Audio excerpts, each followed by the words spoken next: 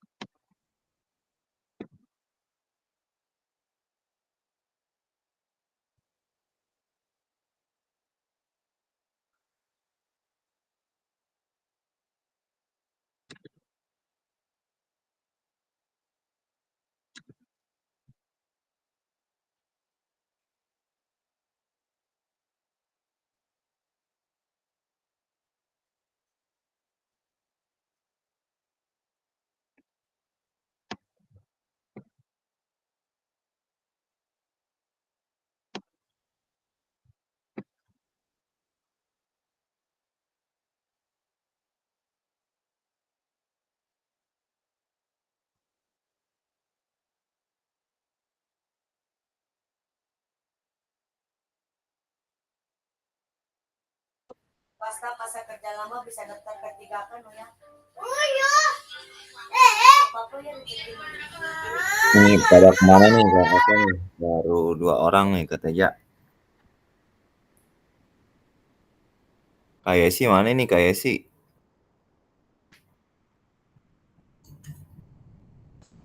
Nongol-nongol ini Pak Teja. Iya, tahu nih saya bentar lagi berangkat nih. Iya, Gak aduh. enak. Saya nggak enak sama ini ustadznya. Chandra keluar lagi.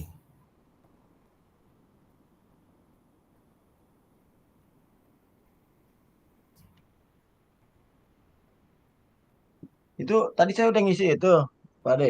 Ya, Ngisi apa namanya link yang buat apa luring ya? oh iya. Ya nanti Udah, ada luring Pak Teja. Cuma iya belum tadi udah belum ngisi. diinfoin nih kapannya. Tempatnya di mana kalau kalau waktu mah udah ada kan yang sesuai jadwal itu. Cuma Iya. tempatnya doang nih belum ada info. Nanti dapat itu katanya transport. Amin. Mm-mm. Kira-kira ini bayangan di mana bayangan? Belum tahu, belum ada info sama sekali nih. Bayangan juga.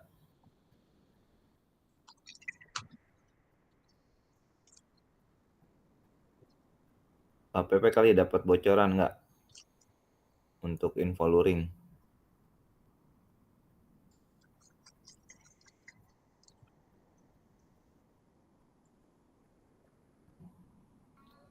Luring yang mana dah?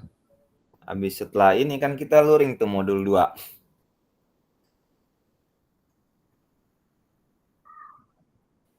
Ada itu di apa ya?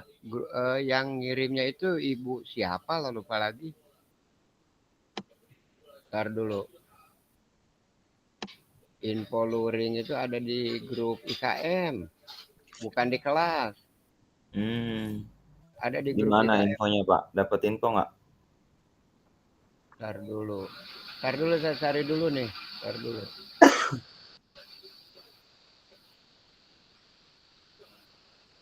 Mana ya tadi itu? Eh, eh, eh, eh, eh, eh. Eh, Tanggal 13 kan mulainya mah kalau di jadwal. oh ini mah ini apa namanya? Semangat pagi kakak-kakak untuk kelancaran kegiatan luring. Diseminasi mohon kesediaannya untuk registrasi diisi dulu.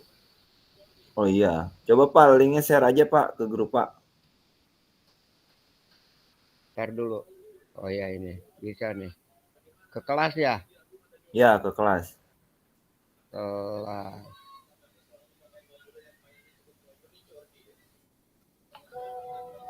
Ini bener ya? Tuh ada tuh. Ya benar. Ya kan? Ya. Masalahnya tadi begitu dibuka saya ngisi registrasi Oh. NPWP, kemudian NUPTK, NIP, nomor UKG, NPSN, pokoknya itu yang itu alamat sesuai KTP, email medsos, email akun belajar itu udah diisi. Coba aja Teja udah ngisi belum?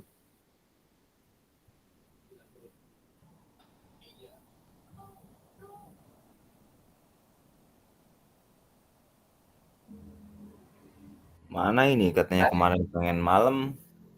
Saya tadi ngisi sama si Aris, coba deh.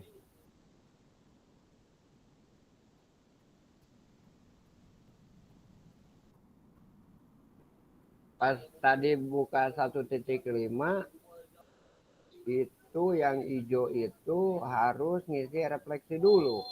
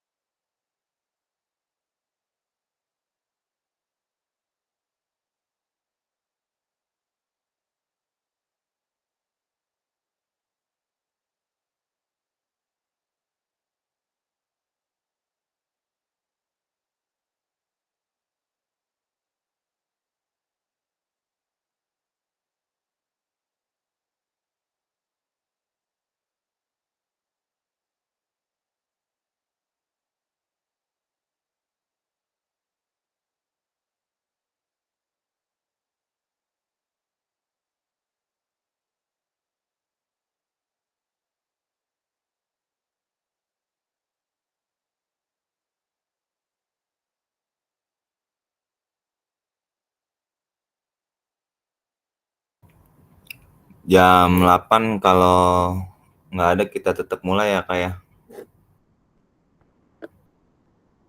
Nggak apa-apa katanya nanti off cam aja kalau ada acara.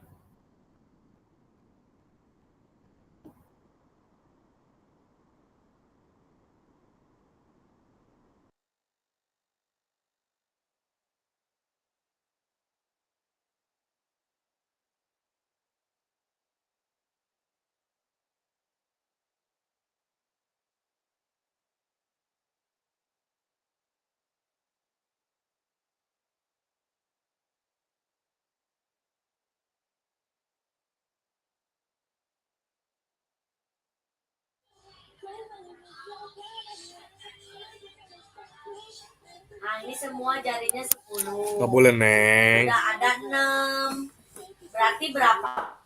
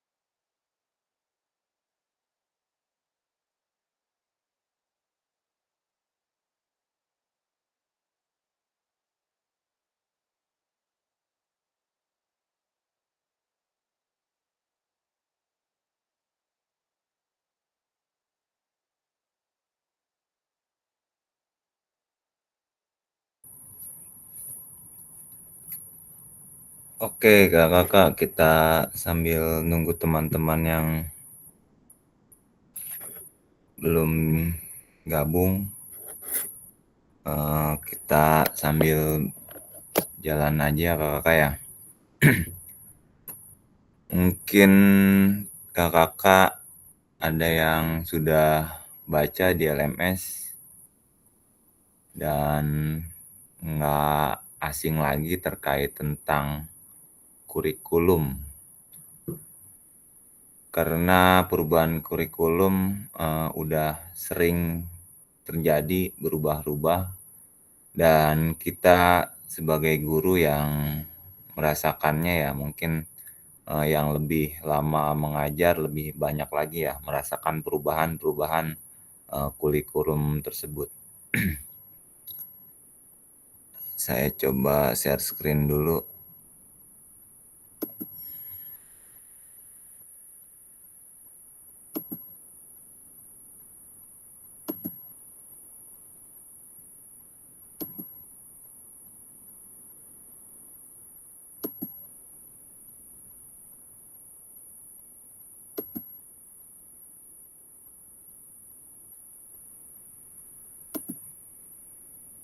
Bisa sambil di japri Kak yang kenal Kak.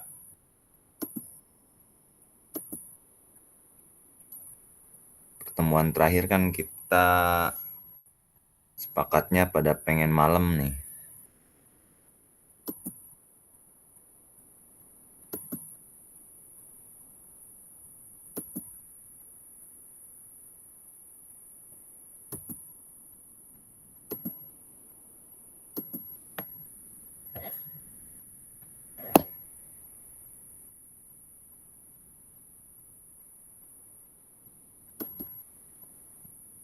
Nah ini sudah terlihat ya Kakak ya. Baik kita mulai.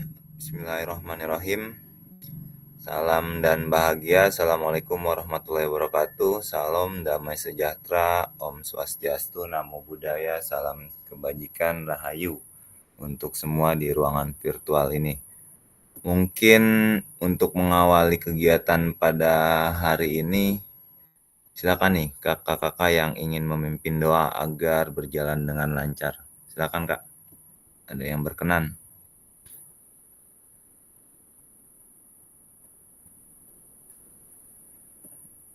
Silakan mungkin Kak Teja sudah open cam untuk memimpin doa pada kegiatan hari ini Kak.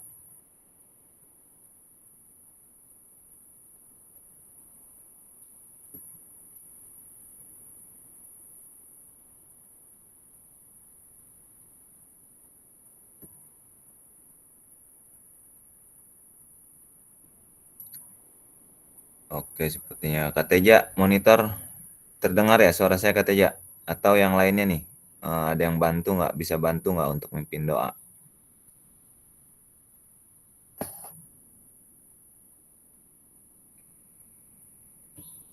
Kalau tidak ada, kita awali dengan membacakan Bismillah, Bismillahirrahmanirrahim.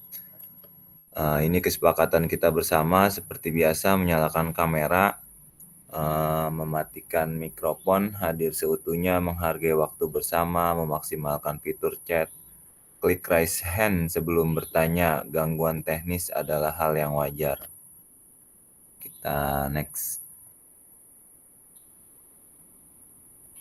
Nah ini kakak-kakak tujuan dari sesi kita kali ini adalah peserta dapat memahami 3 karakteristik utama kurikulum merdeka serta keterkaitannya dengan prinsip pemikiran Ki Hajar Dewantara. Kemudian peserta mampu memahami pengembangan kurikulum PJOK. Yang terakhir, peserta mampu memahami penyusunan program yang berkualitas dengan backward design.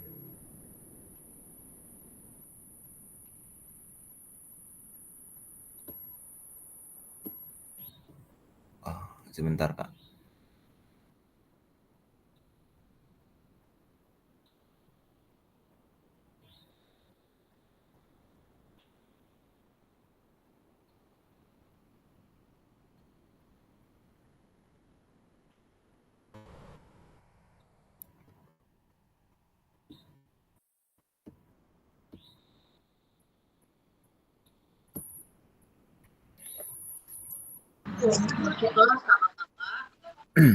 Oke Kak, Kecil, baru kali balik.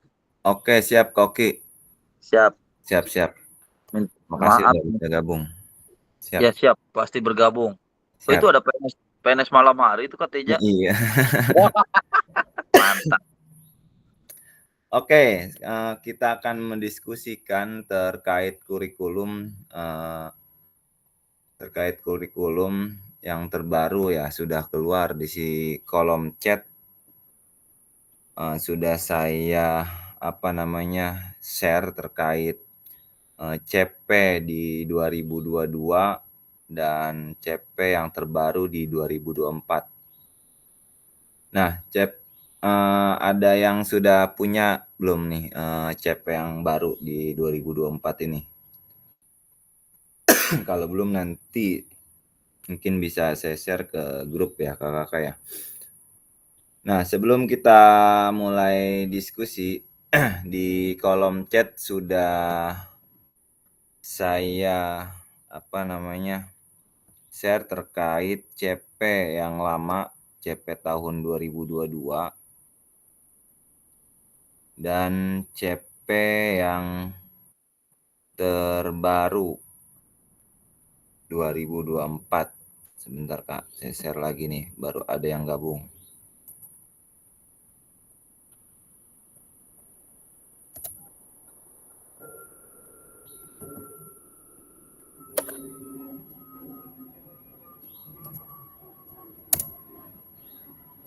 Nah itu Kak, sudah saya share yang baru bergabung. Nah silakan dilihat kakak di kolom chat CP terbaru yang 2024. Nah ada nggak nih kira-kira terkait CP 2022 dan 2024 yang ingin mengomentari terkait CP ini Kak? Kira-kira ada nggak Kak bayangannya nih perbedaannya kira-kira di mana gitu?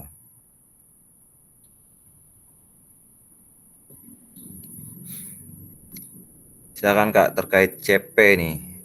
CP yang lama, keterampilan gerak, pengetahuan gerak, pemanfaatan gerak, kemudian pengembangan karakter dan nilai-nilai gerakan ya sampai sini ya. Kemudian yang 2024-nya terampil bergerak, belajar melalui gerak, bergaya hidup aktif, memilih hidup yang menyehatkan. Ada ini nggak Kak komentar terkait CP ini dulu nih?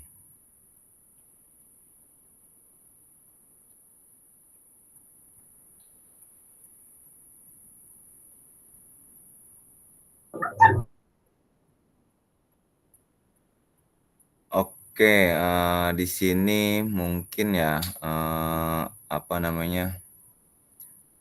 fokus kepada fundamental atau keterampilan geraknya ya, untuk tujuan akhirnya adalah bagaimana anak ini dapat bergaya hidup aktif dan sehat dan bagaimana dia memilih hidup yang menyehatkan.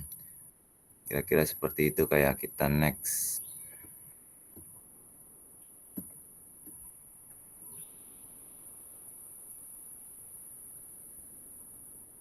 Nah ini ya tujuan kita kali ini, kita next. Agenda kita di sesi kali ini yang pertama backwalk design, kedua pengembangan kurikulum PJOK, ketiga pemikiran KHD, KHD itu Ki Hajar Dewantara dan kurikulum Merdeka.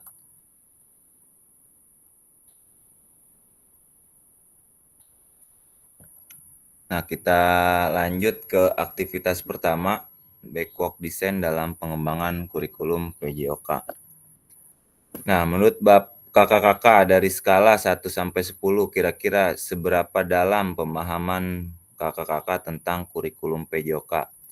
Ini bisa dituliskan di kolom chat kakak-kakak, silakan Kak.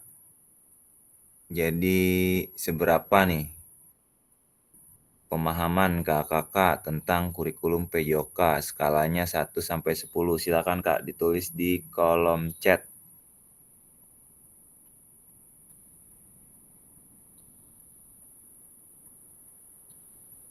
Nah, ini untuk awal diagnosis ya, yang kita sering lakukan ke peserta didik sehingga kita mampu apa yang akan kita pelajari di sesi kali ini terkait pengembangan kurikulum PJOK. Silakan Kak dari skala 1 sampai 10. Kita sama-sama belajar nih ya.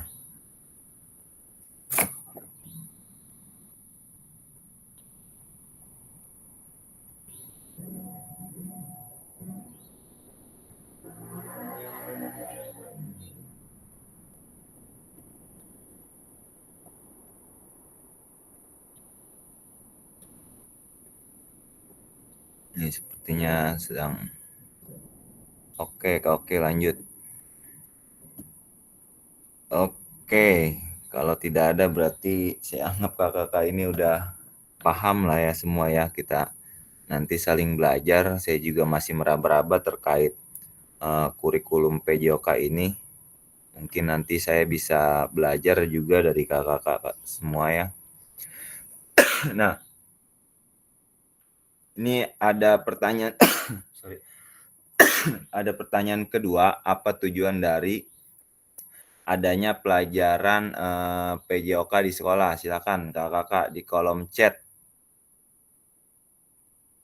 Silakan kakak-kakak menjawabnya di kolom chat terkait apa tujuan dari adanya pelajaran PJOK di sekolah. Silakan Kak.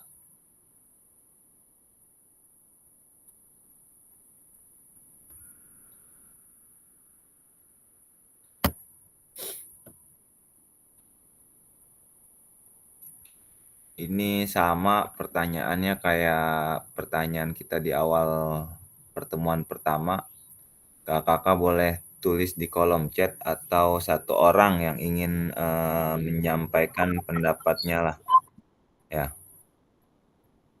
Apa tujuan dari adanya pelajaran PJOK di sekolah? Silakan kakak-kakak.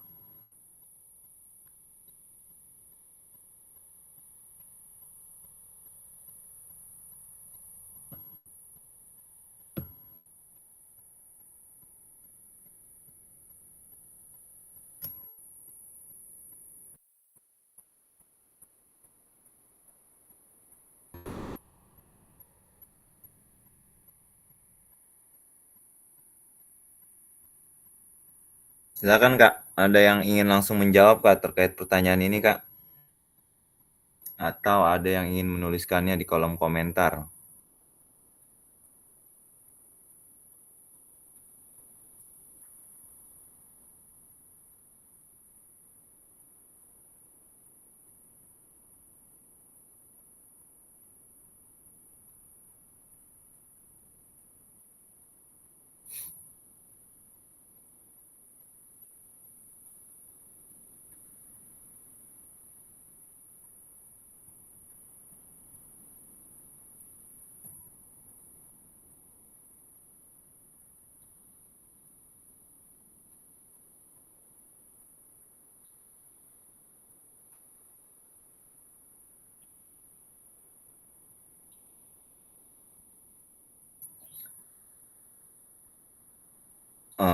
Oke, terkait pertanyaan ini sedikit ya, mungkin nanti ada yang ingin menanggapi dari apa yang saya simpulkan terkait sesuai dengan paradigma kita di awal. Tujuan utama PJOK adalah membelajarkan dan mendidik anak agar mereka terlibat secara sadar, secara sukarela untuk mengembangkan secara positif aktivitas fisik atau aktivitas gerak mereka. Jadi mereka terbiasa bergerak, mereka sadar bergerak sampai mereka tahu manfaat dari melakukan gerakan tersebut. Secara praktikalnya atau praktiknya, sesibuk apapun contoh sederhananya misalnya, sesibuk apapun kita, kalau kita sudah sadar bahwa olahraga itu penting atau aktivitas fisik itu penting, maka kita akan menyempatkan waktu untuk melakukan gerakan atau aktivitas fisik atau olahraga-olahraga lainnya. Jadi sama seperti kita ya kakak-kakak ya. Kalau kita hobinya main futsal atau sepak bola atau voli dan seterusnya, kita akan sesibuk-sibuknya kita akan menyempatkan waktu untuk melakukan aktivitas itu karena kita tahu, kita sadar bahwa aktivitas olahraga itu penting untuk kesehatan diri kita ya kakak-kakak. Kita next. Nah ini menurut capaian pembelajaran PJOK Kurikulum Merdeka 2024, pendidikan jasmani, kesehatan, dan olahraga bertujuan sebagai pembelajaran bagi peserta didik dalam 1. Mengembangkan, menerapkan, dan mengevaluasi keterampilan, konsep, strategi gerak yang akan menjadi disposisi untuk berpartisipasi dalam berbagai aktivitas jasmani dengan penuh percaya diri, kompetensi, dan kreativitas. Yang kedua, membantu dan memberi dukungan mereka dalam memilih gaya hidup sehat dan aktif secara jasmani. Yang ketiga, membangun dan menerapkan keterampilan sosial dan emosional melalui konteks pembelajaran yang menekankan nilai-nilai fair play, kerja tim, dan inklusivitas. Dan yang terakhir, menanamkan apresiasi dan mengembangkan sikap positif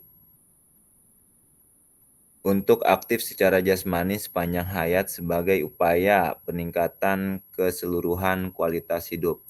Jadi di capaian terbaru itu tidak ada sedikit pun yang menekankan bahwa guru itu diwajibkan untuk melatih anak ya. Kalau kita baca misalnya jika ada pertandingan O2SN harus mendapatkan prestasi, kemudian harus mendapatkan medali. Tidak ada tujuan kita untuk memberikan latihan ke anak, namun kita konsennya lebih ke mendidik dan membelajarkan anak sesuai dengan capaian pembelajaran yang sudah ditetapkan dalam kurikulum. Oke, terima kasih Kak Dede membantu siswa belajar tentang pentingnya olahraga, cara berolahraga yang benar, dan manfaat olahraga bagi kesehatan. Siap. Terima kasih Kak Dede. Nah, mari berdiskusi sesuai pertanyaan pada slide berikutnya. Silakan tulis di kolom chat atau raise hand untuk menyampaikan pendapat kakak-kakak. Kita next. Nah, ini kakak-kakak pertanyaan pemantiknya. Terlepas dari kurikulum apapun, apakah selama ini kakak-kakak sudah memahami tentang baik tujuan mata pelajaran dan menjadikannya sebagai acuan? Silakan Kak.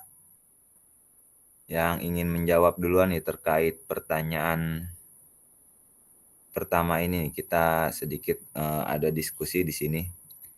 Silakan Kak. Ada yang ingin raise hand menjawab pertanyaan ini Kak.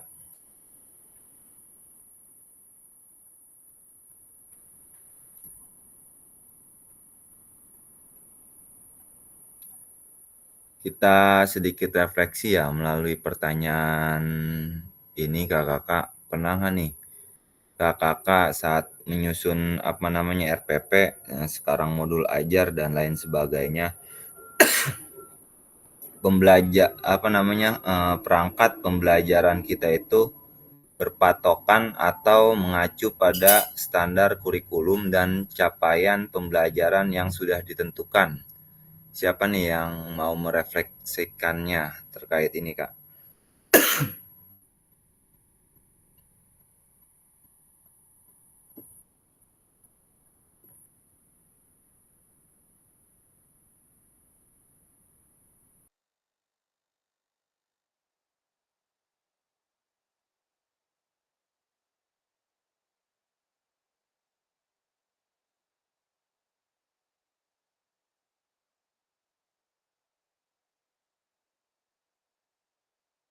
Silakan Kak. Terkait pertanyaan ini ada yang ingin berbagi cerita tidak nih Kak?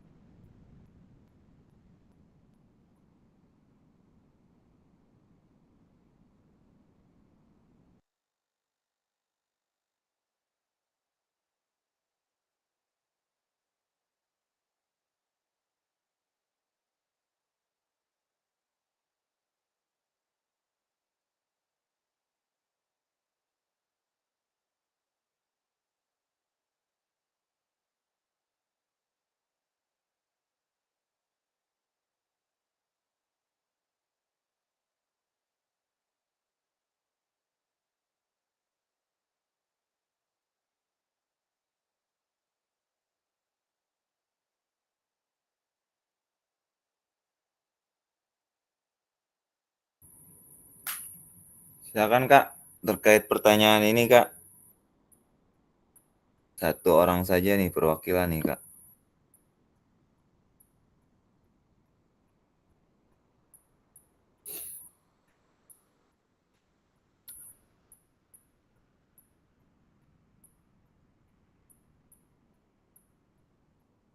Jadi tadi ditekankan tidak ada penekanan di sini ya untuk guru itu misalnya harus mendapatkan prestasi si anak ya.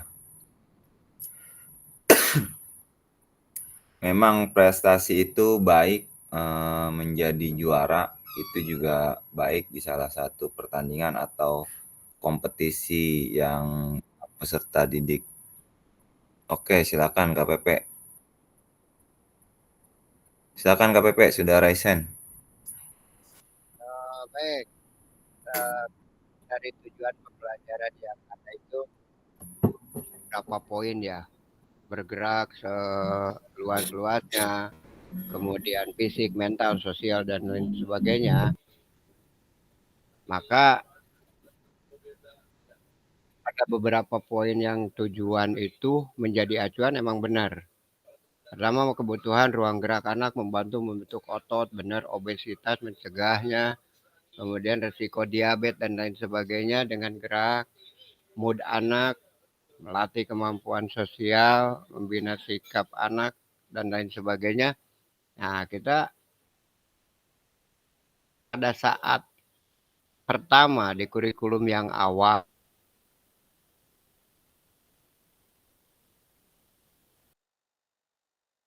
Suaranya putus-putus KPP.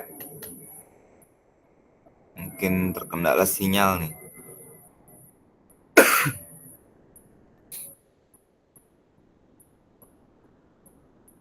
Sepertinya terkendala sinyal ya. Mungkin bisa saya lanjutkan.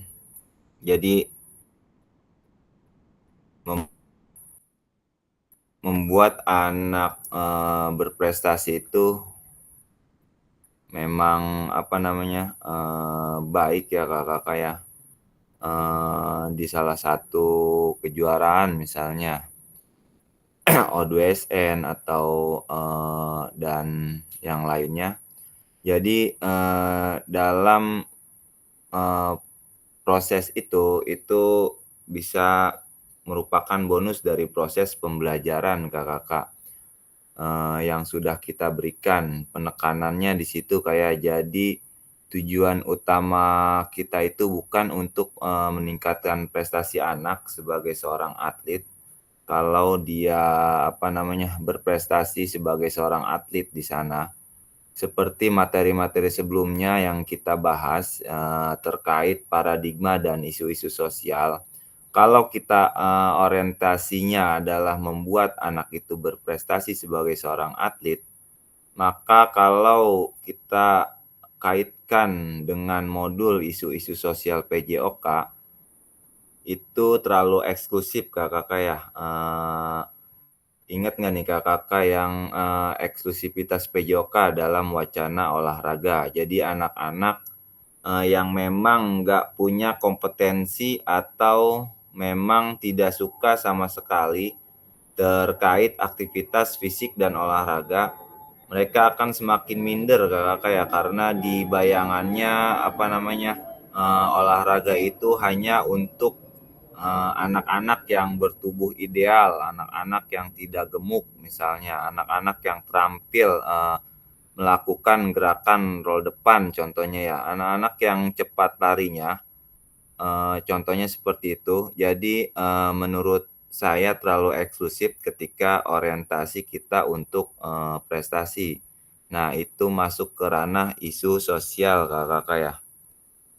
Silakan KPP sudah bisa untuk open mic. Ya, Silakan Kak. halo. Tadi error melulu. Siap. Jadi terlepas Silakan, dari kurikulum apapun, terlepas dari paradigma kita dari isu sosial dan lain sebagainya, ya kita kembali lagi. Seperti saya sering katakan, tujuan pembelajaran kita buat apa? Kalau buat prestasi, itu kan ada isu-isu yang lain. Artinya gini, memahami dengan baik tujuan mata pelajaran yang menjadikannya sebagai acuan. Nah, ini kita tidak boleh terlepas dari acuan tujuan pembelajaran sesuai dengan administrasinya itu adalah CP dan ATP. Maka kalau kita lihat dari misalkan tujuan pembelajaran PJOK yang beberapa poin ini, kita ambil misalkan mengembangkan potensi anak serta optimal atau secara optimal baik secara fisik, mental atau sosial, emosional dan lain sebagainya. Maka ini mencakup keseluruhan tujuan pembelajaran yang diberikan pada tahun ini atau kurikulum yang tahun ini 2024 seyogianya menjadi acuan pada proses pembelajaran di sekolah kita masing-masing. Yang mana pada saat dulu-dulu itu kita identiknya yang seperti tadi katakan fasilitator, misalkan O2SN itu bukan tolok ukur. Kemudian misalkan anak saya sudah bisa mencapai ini, itu kan baru satu orang. Sedangkan tujuan pembelajaran PJOK di sekolah adalah memeratakan. Kita diferensiasi, berkeadilan, bahwasanya mau itu gendut, disabil, dan lain sebagainya, harus setara. Maka tujuan pembelajaran yang diberikan tahun ini, kita harus sudah memahami, kemudian menjadikan acuan pada proses pembelajaran. Baik itu di fase A, B, C, D, E, F, dan lain sebagainya. Kalau misalkan garis bawahi untuk prestasi, maka kita mengarahkan apa kita misalkan ada bakat untuk misalkan di SMP ada guru misalkan yang sudah mempunyai lisensi kepelatihan, maka itu harus dibedakan. Contoh misalkan di SMP atau SMA ada eskul bola voli, bola basket, futsal dan sebagainya, maka itu dibedakan dengan tujuan pembelajaran ini. Kalau prestasi tujuannya prestasi olahraga. Kalau pembelajaran berarti memeratakan kesehatan mental, fisik, emosional para peserta didik. Itu menurut saya. Jadi sebagai acuan, gitu. Ya, benar sebagai acuan. Jadi kita tidak terlepas dari itu. Terima kasih.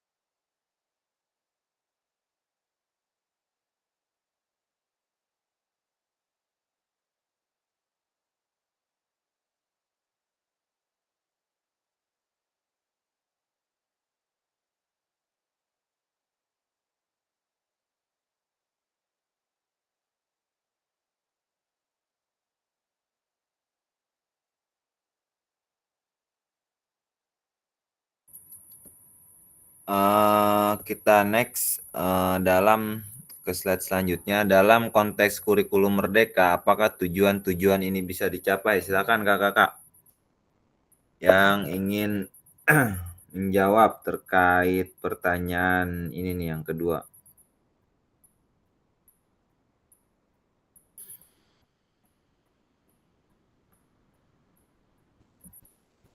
Itu yang tadi nggak kedengeran ya, error melulu ya. Kedengeran KPP? Udah, ini lanjut ke pertanyaan berikutnya. Sekalian open mic, mungkin KPP ingin menjawab nih. Oh, Ini jadi ada ini next keterkaitannya nih. selanjutnya gitu. Ini Ya, next selanjutnya. Oh, ya, ini slide selanjutnya. Ini ada keterkaitannya nih dengan pertanyaan yang ini, Kak. oh, yang tadi saya jelaskan Iya, udah ini juga ya, ada iya. pencerahan. Oke, terima Heeh. kasih. Silakan, Konteks Kak. kurikulum merdeka, apa tujuan-tujuan ini bisa tercapai? Pertanyaannya kan itu. Menurut saya, apabila konteks kurikulum merdeka dipraktekkan dalam proses pembelajaran PJOK, maka tujuannya akan bisa tercapai. Contoh, misalkan anak memahami atau anak mampu melakukan gerakan start jongkok dalam materi atletik misalkan. Nah, itu kan harus pakai aba-aba. Tapi kita selama ini lupa bahwa manfaatnya pada kehidupan sehari-hari di lingkungannya itu mereka akan memakai seperti itu. Maka kita akan merubah. Harus dirubah. Jadi pada saat manfaat lari cepat di kehidupan sehari-hari itu kita gambarkan sederhana. Misalkan dikejar anjing, dikejar kucing atau apa. Nah itu kan tanpa aba-aba, masa dikejar anjing? Bersedia, siap, baru lari, kan nggak bisa. Maka dalam konteks kurikulum merdeka yang sekarang, tujuan-tujuan ini bisa dicapai. Bisa apabila capaian pembelajarannya, asesmen awal dilakukan, refleksi dilakukan, maka tujuannya akan tercapai. Terima kasih. Oke, sepertinya KPP sudah ngelotok ini ya, sering ngobrol kayaknya sama Pak Gito nih ya, Kepala Balai. Terima kasih KPP. Jadi ya ini Nah, ini mah kita kan belajar berbagi siap, bersama. Saya masuk kurang, KPP, siap.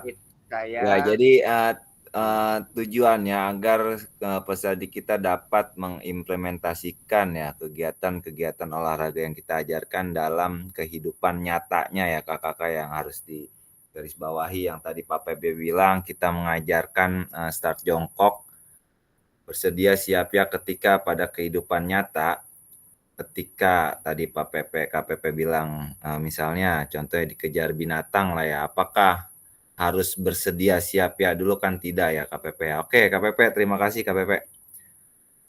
Nah ini memahami tujuan umum penting sebagai acuan untuk memahami muara akhir pembelajaran. Untuk mencapai tujuan umum ini, pemerintah sudah menurunkannya ke dalam CP atau capaian pendidikan dan mempersilakan guru atau satuan pendidikan untuk menurunkannya lagi ke TP. Oke, jadi mungkin kakak-kakak di sini ada yang sudah hatam lah ya terkait ini.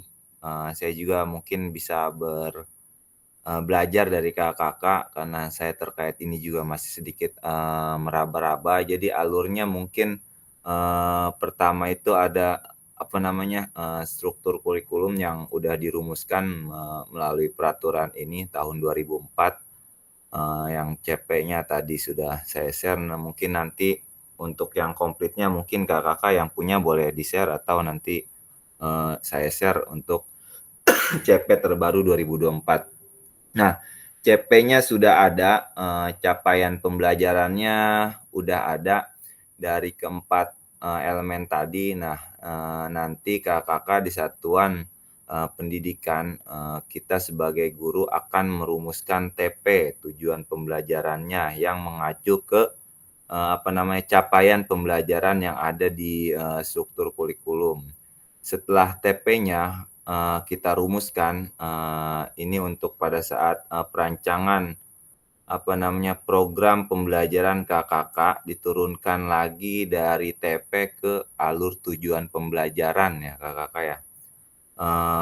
Alurnya seperti perumusan ATP biasanya dari yang mudah ke yang sulit. Nah, itu yang mungkin sedikit saya pahami ya.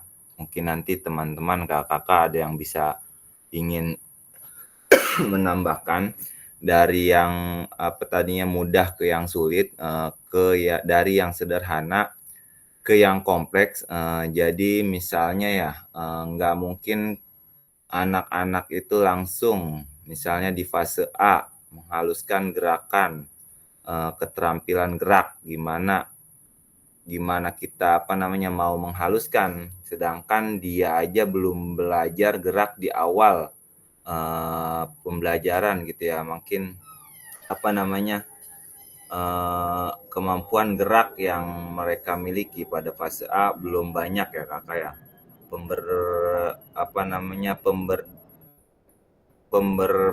Bendaharaan geraknya itu belum banyak ya kakak ya. Setelah ATP mungkin ke alur asesmennya kakak ya. Asesmen turun lagi ke materi pembelajaran yang akan kita pelajari sampai kepada aktivitas apa yang akan diberikan nantinya.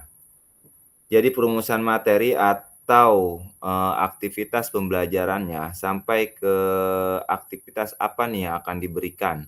Jadi perumusan materi atau aktivitas pembelajaran baik itu misalnya tadi start jongkok, lari cepat, lari jarak jauh misalnya, atau bola voli, sepak bola.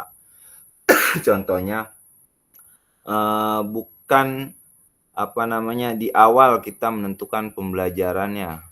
Jadi sehingga ini yang disebut backward design ya, yang tadi disebutkan. Kita mengacu ke CP, diturunkan ke TP, kemudian diturunkan lagi ke alur tujuan pembelajaran sampai nanti ke proses dan aktivitas pembelajarannya. Mungkin itu ya kakak ya. Nanti kita bisa sedikit berdiskusi terkait ini kakak. Kita next. Oke, kita lanjut. Bagaimana memastikan agar pengajaran yang kita lakukan benar-benar menyasar tujuan pembelajaran? Karena sering sekali pengajaran langsung fokus kepada materi atau aktivitas apa yang harus dilakukan murid. Nah, kira-kira nih di sini nih kita berbagi pengalaman kakak ya. Silakan, ada yang ingin berbagi cerita tidak nih, berbagi pengalaman terkait pertanyaan ini kak. Silakan kak.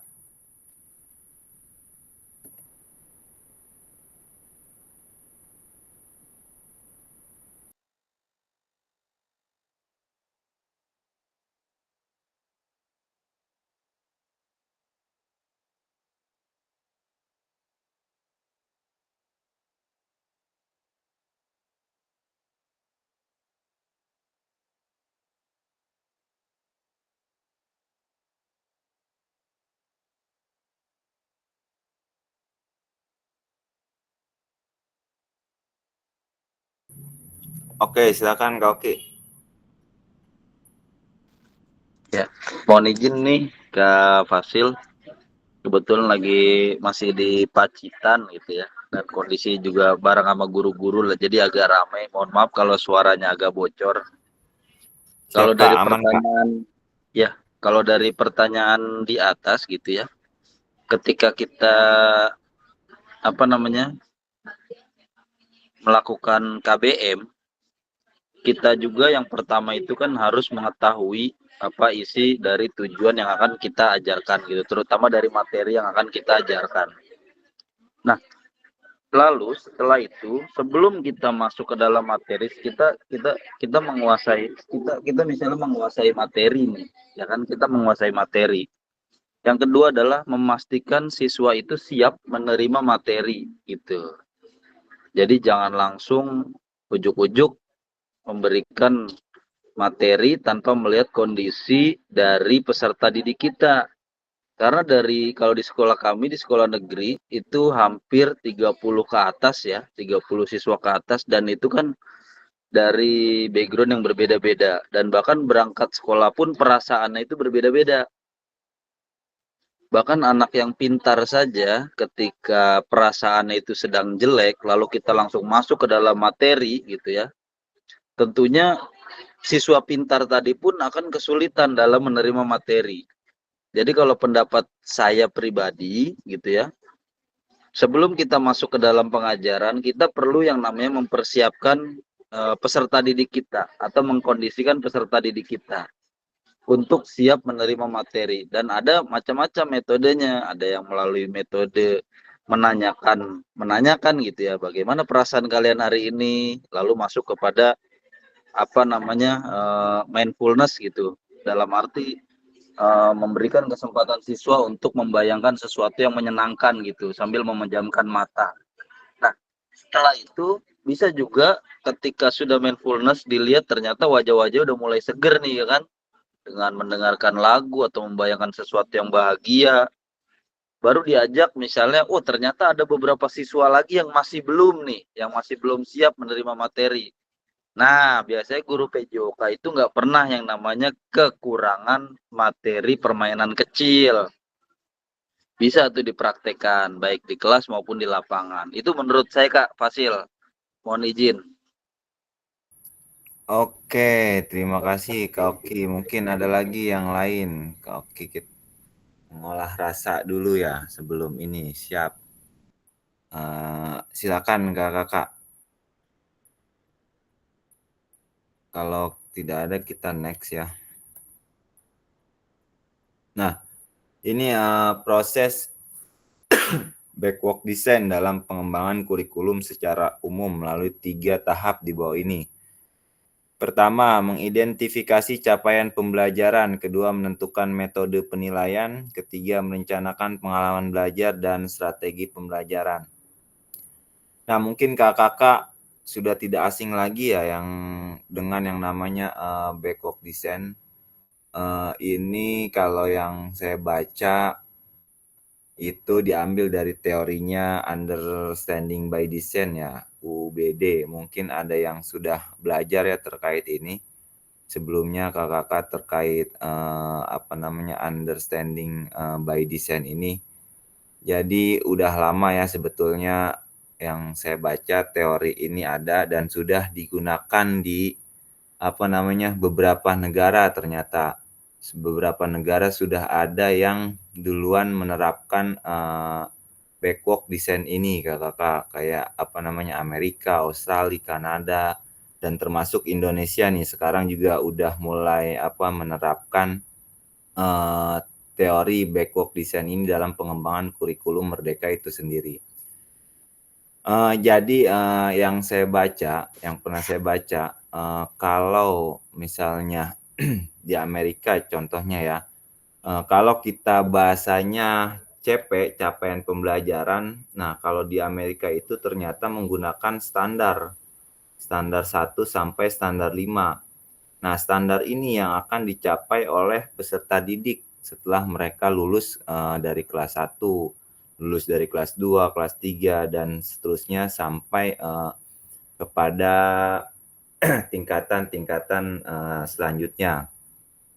Jadi ini udah mapan ya sesuai secara teori, secara konsep sudah sering digunakan. Dan ini yang coba sekarang akan kita pelajari atau kemudian kita implementasikan dalam kurikulum Merdeka, khususnya kesesuaian kurikulum dengan capaian pembelajaran yang kita inginkan. Seperti itu kakak. Kita next. Ini pesan kuncinya. Backwalk design merupakan proses sistematis yang memastikan kesesuaian kurikulum dengan capaian pembelajaran yang diinginkan. Backwalk design juga pada akhirnya membantu guru menyelaraskan antara tujuan, langkah pembelajaran, dan penilaiannya. Next, nah ini ada aktivitas kedua. Kita masuk ke penyusunan program PJOK. Nah, kurikulum berbasis standar, manakah yang benar? Definisi di bawah ini. Kurikulum merupakan seperangkat aktivitas untuk menguasai keterampilan. Ini salah ya, ada tanda X. Buku teks peserta didik dapat dikatakan adalah suatu kurikulum. Kita lihat, ini juga salah ternyata. Nah, yang ketiga, kurikulum adalah suatu standar untuk mengetahui apa yang peserta didik harus pelajari, meliputi keterampilan, pengetahuan, dan sikap. Nah, ini yang benar kakak ya. Ini penyesuaiannya dikembangkan dan digunakan di satuan pendidikan kakak masing-masing. Terdiri dari karakteristik seperti apa, visi misinya, seperti apa tujuannya gitu. Yang penting capaian pembelajaran itu tercapai atau terselesaikan nantinya pada akhirnya. Ini fokus utama kita di struktur kurikulum Merdeka dan capaian pembelajaran ini. Ini prosesnya, proses implementasinya menggunakan kurikulum operasional di satuan pendidikan KKK. Karena saya juga masih meraba-raba nih terkait CP, TP, ATP dan seterusnya. Mungkin di sini KKK ada yang sudah sering ikut pelatihan atau seminar tentang penyusunan TP, CP, dari TP kemudian ke ATP dan seterusnya. Sesuai dengan konsep backwalk design itu sendiri. Oke. Kita next.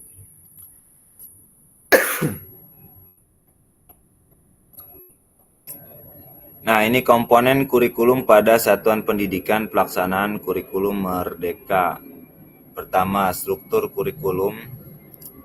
Kedua, capaian pembelajaran. Ketiga, pembelajaran dan asesmen.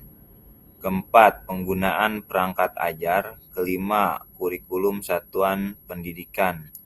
Komponen kurikulum satuan pendidikan dikembangkan dan digunakan di satuan pendidikan terdiri dari karakteristik satuan pendidikan, visi, misi, dan tujuan satuan pendidikan, pengorganisasian pembelajaran, dan perencanaan pembelajaran. Kita next. Nah, mengapa kurikulum operasional berbeda antar satuan pendidikan? Agar bermakna, kurikulum operasional satuan pendidikan dikembangkan sesuai dengan konteks dan kebutuhan peserta didik dan satuan pendidikannya. Ini bisa menjadi kabar gembira. KKK dapat menyusun program yang relevan dengan kultur gerak di mana peserta didik tinggal. Nah, program PJOK yang udah KKK misalnya rumuskan materinya atau aktivitas apapun itu ternyata harus relevan dengan kultur gerak atau budaya gerak di mana kakak-kakak mengajar ya. Jadi setiap daerah, setiap sekolah pun, jangankan daerah ya, setiap sekolah pun juga memiliki kultur peserta didik yang beda-beda pastinya ya. Ini intinya yang penting CP atau capaian pembelajaran itu bisa tercapai, itu yang harus kita garis bawahi ya. Sehingga penting kakak-kakak nantinya untuk ikut menjalani terkait struktur komponen-komponen pelaksanaan kurikulum Merdeka yang 5 poin ini ya kakak-kakak, yang tadi wajib kakak pelajari, kita pelajari sebagai guru. Kita next. Nah, di sini ada mari berbagi cerita pada saat kakak-kakak menyusun kurikulum PJOK. Nah, ini ada pertanyaannya. Pertama, bagaimana kakak selama ini merancang program PJOK sebagai bagian dari pengembangan kurikulum mata pelajaran PJOK? Silakan Kak. Kita sampai jam 9 Kak, makanya kita 2 JP. Saya tadi mulai start recordnya itu jam 19.30. Silakan Kak, satu orang saja nih yang ingin menjawab terkait ini Kak. Nanti ada beberapa pertanyaan. terkait ini Kakak. Silakan Kak untuk pertanyaan pertama ini Kak. Ada yang ingin bercerita tidak nih? Nah, sini instruksinya berbagi cerita pada saat Kakak menyusun kurikulum PJOK. Nah, ini pertanyaannya. Bagaimana Kakak selama ini merancang program PJOK sebagai bagian dari pengembangan kurikulum mata pelajaran PJOK? Silakan Kakak.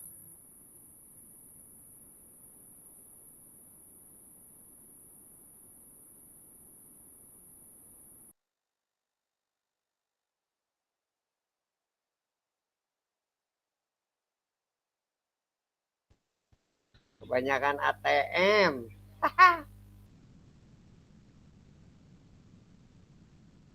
Kenapa KPP? Kebanyakannya ATM. ATM apa tuh KPP? Amati, tiru, dan modifikasi. Ya. Oh, iya. Karena kebiasaan ya, karena saya juga seperti apa namanya guru olahraga itu identiknya dengan malas menulis ya kakak ya. Silakan kakak. Kalau tidak ada kita naik ke pertanyaan selanjutnya. Apa saja? Oh yang ini tadi sudah dijawab sama KPP ya. Kebanyakan ATM. Apa tadi namanya KPP? Amati, tiru, Dan modifikasi. dan modifikasi. Oke. Lanjut. Nah, apa saja yang selama ini kakak anggap menjadi suatu yang bernilai untuk dipelajari murid di kelas PJOK? Silakan kak.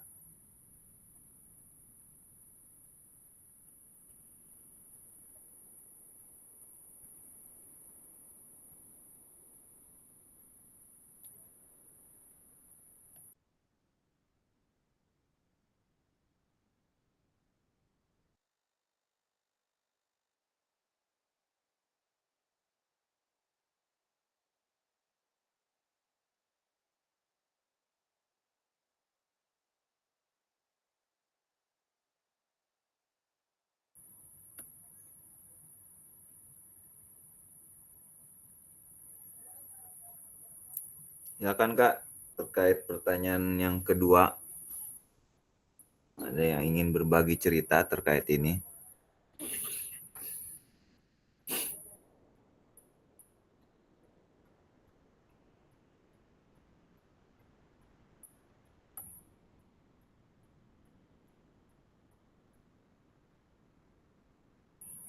Oke, silakan Kak Oki. Halo, Yoyo. Yang pertama adalah proses. Sesuatu yang bernilai dipelajari di kelas PJOK itu yang pertama adalah proses.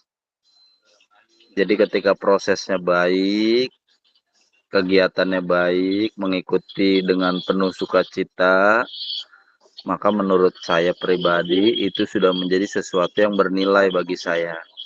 Karena anak dengan senang hati mengikuti pelajaran PJOK dan ikhlas gitu. Sehingga dia merasakan yang namanya merdeka, merasakan yang namanya kesadaran gerak itu penting buat mereka. Itu menurut saya, Kak. Oke, yang kita garis bawahi prosesnya ya Kak Oki ya. Siap.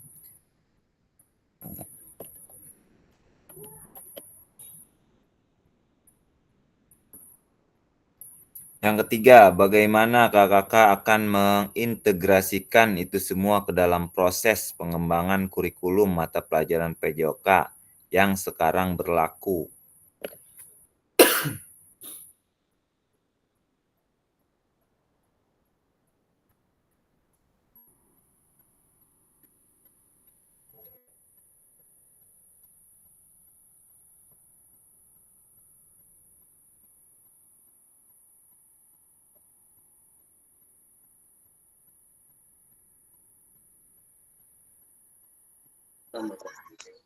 Ayo, Kak Teja.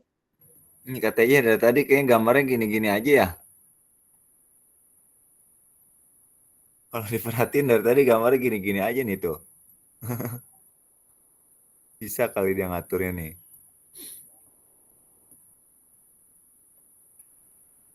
Kayaknya pakai teknik juga nih kata Ian nih.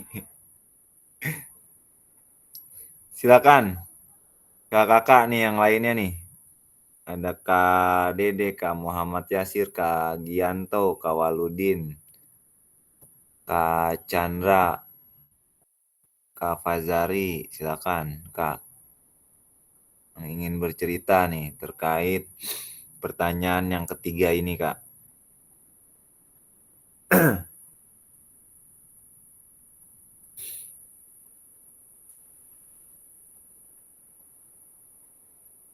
Sebelum kita next ke pertanyaan ke slide berikutnya.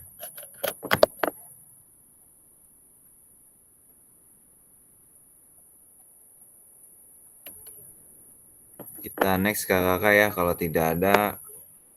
Nah ini 6 faktor yang mempengaruhi pengembangan program PJOK.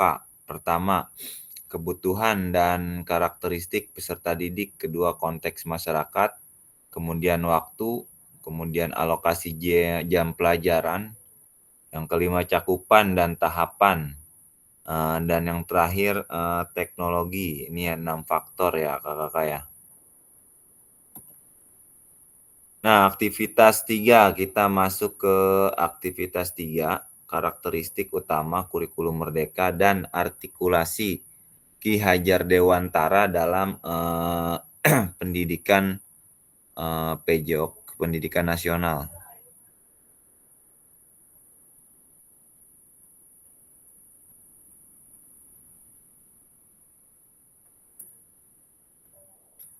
Nah, ini Kak pertanyaannya Kak. Menurut kakak, kata kunci apa yang berulang kali kita telah bahas dalam pengembangan kurikulum PJOK yang tadi sudah kita pelajari kakak? Kira-kira kata kunci apa nih? Kira-kira nih, kata kunci apa saja yang harus kita ingat berulang kali? Silakan Kak Oki. Berpusat kepada murid. Lanjut Kak, siapa lagi nih yang ingin menambahkan nih Kak? Kak Oki berpusat pada murid. Apalagi nih?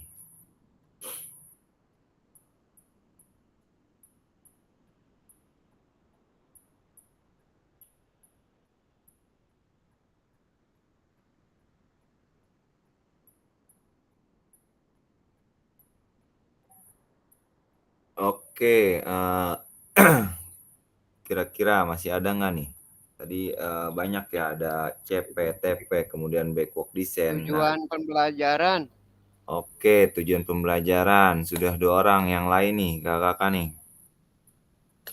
Jadi kata kunci apa nih yang berulang, yang harus kita ulang agar teringat dan kita implementasikan dalam pengembangan kurikulum PJOK ini Kak?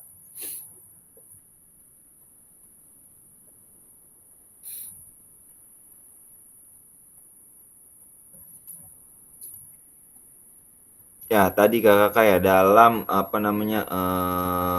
menyusun program pembelajaran PJOK itu sendiri kita menggunakan konsep yang tadi ya, backward design, yaitu menentukan tujuannya dulu yang paling atas, sama bisa kita sebut namanya desain mundur. Tujuan dulu, mundur ke capaian dulu ke tujuan pembelajaran, kemudian ke ATP, kemudian ke asesmen, baru kita ke pembelajarannya kakak ya. Nah, jadi konsep backward design ini kakak yang salah satu kata kunci pada sesi sinkronus kali ini. Nah, apa yang telah kita bahas merupakan karakteristik kurikulum merdeka, yakni pertama fokus pada materi esensial. Nah, di sini muatan yang paling diperlukan untuk mengembangkan kompetensi dan karakter peserta didik. Kedua, mengembangkan kompetensi dan karakter pengembangan kompetensi sosial, emosional, dan moral peserta didik. Yang terakhir, nah ini fleksibilitas pembelajaran. Kurikulum dapat disesuaikan dengan kebutuhan pengembangan kompetensi peserta didik, karakteristik satuan pendidikan, dan konteks lingkungan sosial budaya setempat.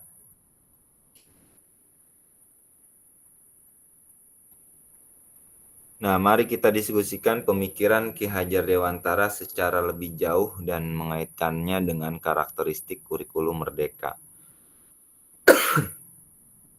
Nah ini, Ki Hajar menggarisbawahi bahwa maksud pendidikan adalah momentum segala kodrat yang ada pada anak agar mereka dapat mencapai keselamatan dan kebahagiaan yang setinggi-tingginya, baik sebagai manusia maupun sebagai anggota masyarakat. Oleh sebab itu, pendidik itu hanya dapat menuntun tumbuh atau hidupnya kekuatan kodrat yang ada pada anak-anak, agar dapat memperbaiki lakunya, bukan dasarnya hidup dan tumbuhnya kekuatan kodrat anak.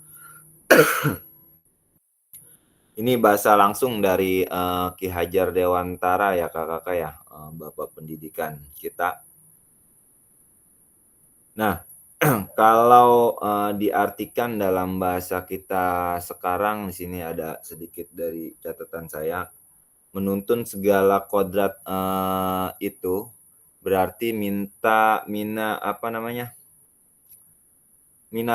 anak apa sih gitu ya, apa sih motivasi anak, motivasinya apa, seperti apa nih anak-anak terkait dengan pembelajarannya ya. Jadi di sana seperti apa nih anak-anak bisa tertarik terkait apa yang kita ajarkan di sana ya kakak-kakak ya. Misalnya bahwa nggak semua anak kan di sekolah kita suka dengan sepak bola.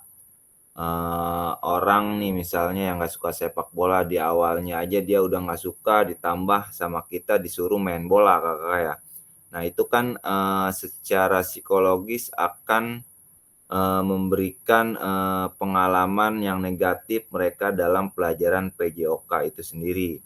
Itu yang kita coba minimalisir pengalaman negatif yang didapatkan peserta didik kita dalam proses pembelajaran PJOK yang kita ajarkan. Oke, kita next.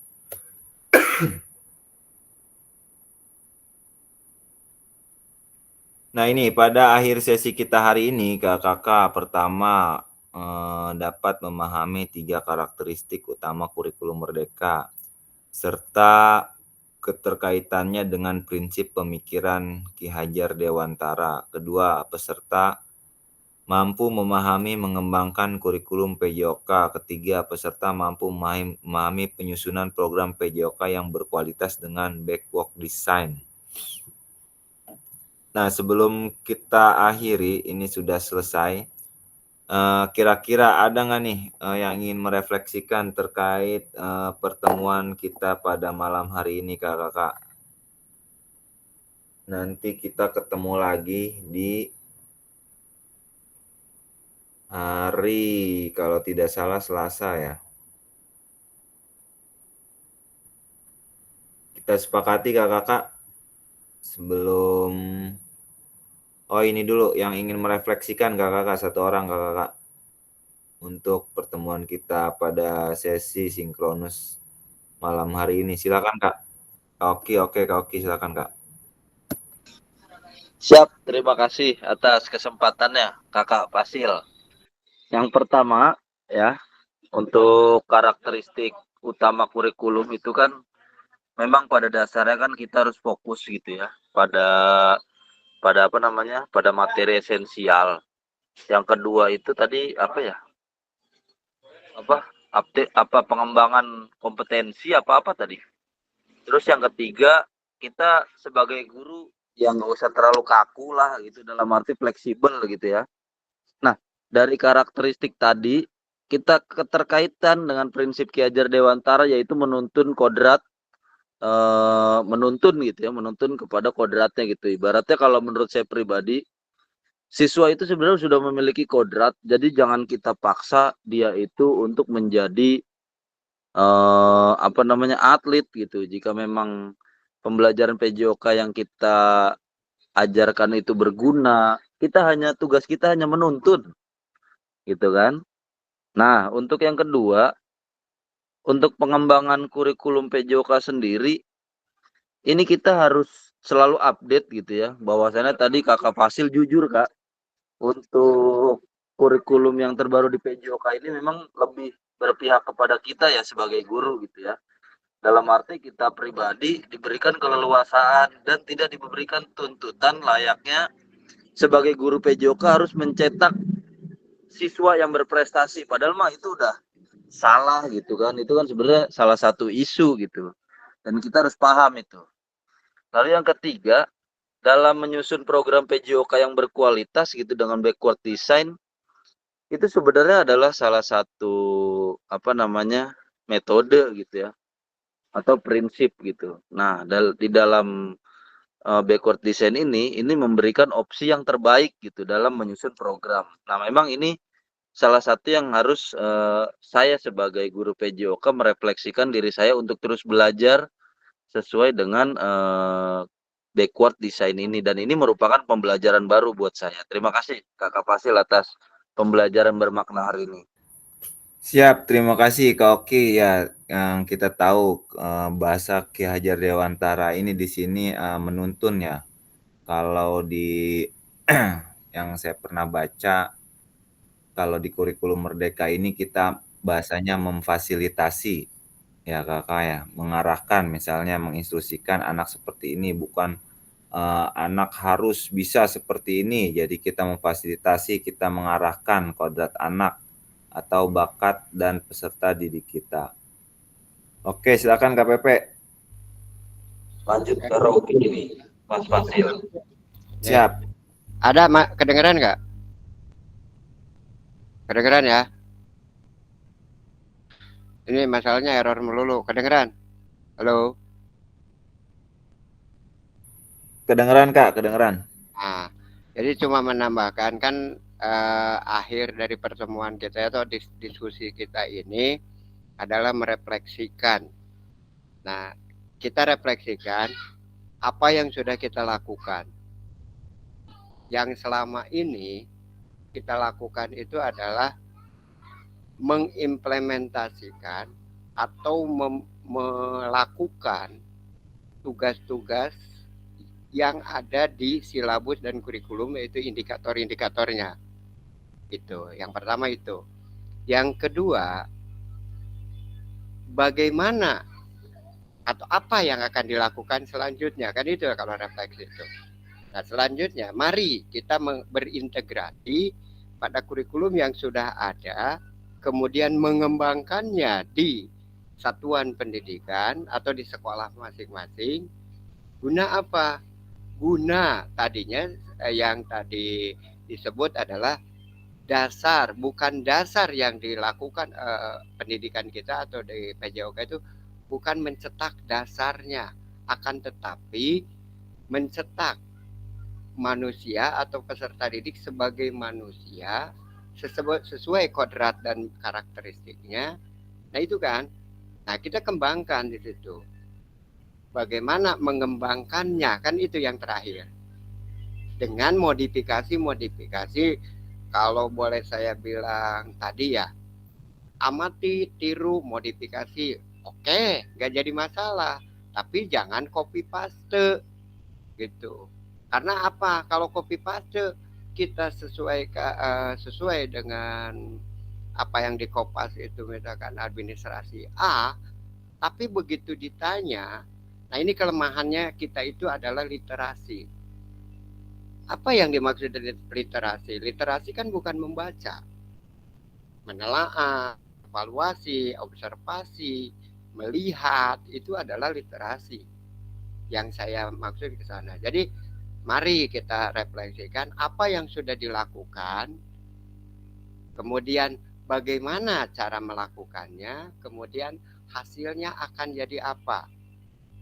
Itu yang direfleksikan oleh kita. Mari kita sadar diri tahun 1936 Ki Hajar Dewantara sudah mengatakan bahwa pendidikan nasional adalah membangun manusia seutuhnya, mencetak para peserta didik menjadi manusia, baik itu manusianya atau di masyarakat. Kemudian bukan pondasinya, gitu, bukan pondasi sebagai misalkan manusia itu harus bisa A, B, C, D-nya, bukan. Akan tetapi sesuai minat bakat atau karakteristiknya itu membangun manusia yang seutuhnya berguna pada kehidupannya sehari-hari. Itu, terima kasih. Oke, terima kasih KPP telah merefleksikan kegiatan pada sesi kita malam hari ini. Mungkin saya tidak pernah bosan untuk mengingatkan tugas ya kakak-kakak ya. Kemudian juga ada informasi terkait luring nantinya bahwa kakak-kakak nanti diusahakan untuk menyelesaikan tugasnya sebelum pertemuan luring. Karena ada informasi bagus nih kakak-kakak untuk kakak-kakak, itu nanti disediakan transport infonya kakak-kakak ya, untuk kakak-kakak nih, tapi dengan catatan tugas kakak-kakak nih. Jadi diusahakan tugasnya kakak-kakak ya untuk diselesaikan mungkin hari Senin atau Selasa. Nanti saya rekap siapa saja nih kakak-kakak yang belum menyelesaikan tugas pada LMS kakak-kakak ya. Nah, kakak-kakak nanti akan mendapatkan uang saku, transport harian, konsumsi, dan souvenir keren buat olahraga. Ini dari pesan dari Kak Ali Winata. Kakak-kakak ya, mungkin sudah familiar ya kakak untuk Kak Ali ini. Nah, kemudian kakak-kakak kita ketemu lagi minggu depan di hari Senin kakak-kakak. Senin, Rabu, dan apa tuh tadi Jumat kalau tidak salah. Kita nanti ketemu lagi di hari Senin, Rabu, dan Jumat. Mungkin di hari Senin itu kita akan mulai pertemuan di jam 1 siang ya kakak-kakak ya. Karena saya lumayan padat di hari Senin kakak-kakak jamnya, jadi mungkin bisa di jam 1 nanti kakak-kakak. Kita hanya 2 JP pada pertemuan di hari Senin nanti. Oke, terima kasih kakak-kakak untuk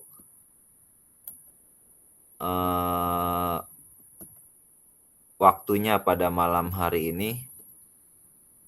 Saya cukupkan sampai di sini.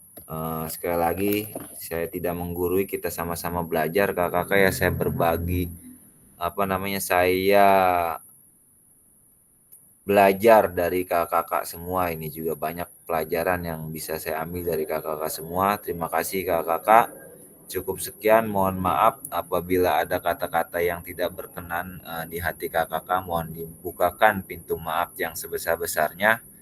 Dari saya cukup sekian. Wallahul muwaffiq ila aqwamit thoriq. Wassalamualaikum warahmatullahi wabarakatuh. Silakan kakak kalau ingin. Waalaikumsalam warahmatullahi wabarakatuh. Terima kasih kakak Fasil. Oke. Mau foto dulu nggak ini? Boleh, kayak lagi karaoke nih Kak Oki nih. Ya, malam minggu. Wis, pulangnya kapan nih Kak Oki? Hari Senin pagi. Wah, mantap. Siap. Boleh. Siap, ayo. Kita foto bersama dulu. Oh, lagi Zoom. Yuk, foto bersama. Siap. Ya. Udah tutupan. 1, 1, 2. 2. Oke. Tip. Kakak KPP Sarangheo. Terima kasih. Jangan lupa dikirim di grup Juragan. CP ya? Hah? CP yang terbaru itu? Enggak, fotonya. Oke, siap. Kalau CP udah pada punya ya? Belum. CP terbaru itu udah dari yang 2024. Belum kakak. Coba, oke, nanti saya kirim. Assalamualaikum, saya pamit duluan ya. Siap-siap, terima kasih Kak.